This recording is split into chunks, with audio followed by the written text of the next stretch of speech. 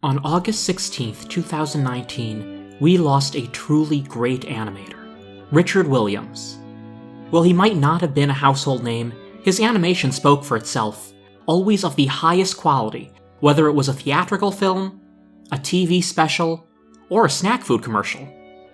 One of Mr. Williams' many impressive works was a 1971 adaptation of A Christmas Carol, produced by Williams and another great animator, Chuck Jones.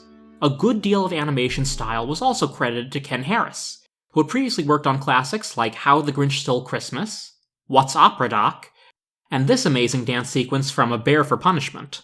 Mama Bear's got moves. The animation is stylized to look like the book's original illustrations by John Leech. Despite its short length running at 25 minutes, there's a lot to say about this cartoon, so let's get started. The first thing you'll probably notice is the animation itself. As I said before, Richard was a brilliant animator, and it really shines here. Every time I watch this short, I'm in absolute awe at all the shots they were able to pull off. This was the second ever animated version of A Christmas Carol, the first one starring Mr. Magoo. Mr. Magoo's Christmas Carol is immensely charming by itself. In fact, we'll be talking about that one later this year, but its animation was admittedly on the conservative side.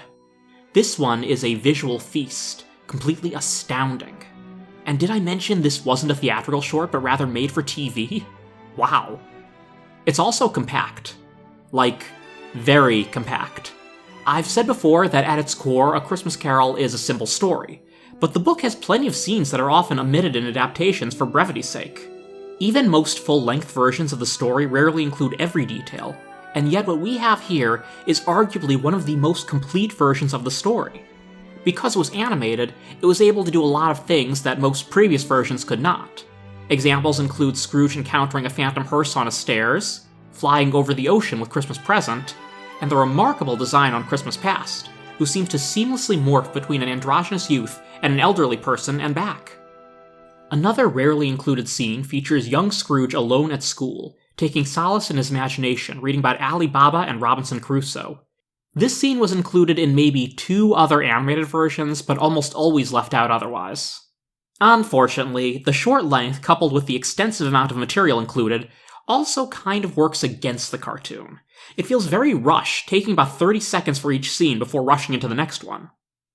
Most people know the story of A Christmas Carol, so they'll have no trouble following the plot, but its breakneck speed is a little overwhelming.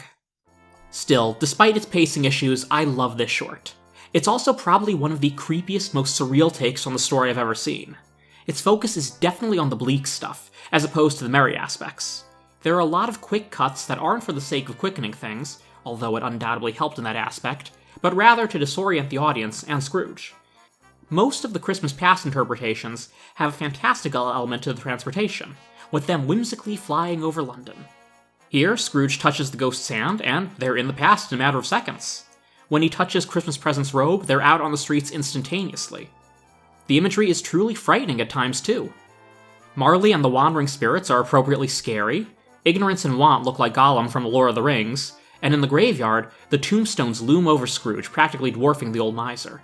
It's all darkly beautiful. As I said in the last video, Alastair Sim returns as Ebenezer Scrooge, with Michael Hordern also returning from the 1951 film as Jacob Marley. Hordern would go on to play Scrooge himself in a 1977 adaptation. This cartoon definitely takes some inspiration from the 1951 film in a few shots, like the miners huddled around the fire singing Christmas carols, and the Oliver Twist-looking urchins working for Old Joe in his rag shop. Quite frankly, this whole production was too good for TV. This was award-worthy material, and it was later released theatrically to make it eligible for an Oscar. It indeed went on to win Best Animated Short in 1972, though some took umbrage with the short's television origins. The rules in subsequent years were then changed, so only true theatrical shorts could win, which I guess is fair, but let's be real, this cartoon deserved that award. Richard Williams would go on to win 2 more Oscars for his work on Who Framed Roger Rabbit. Richard Williams will be missed dearly, but thankfully he left behind some wonderful animated treasures.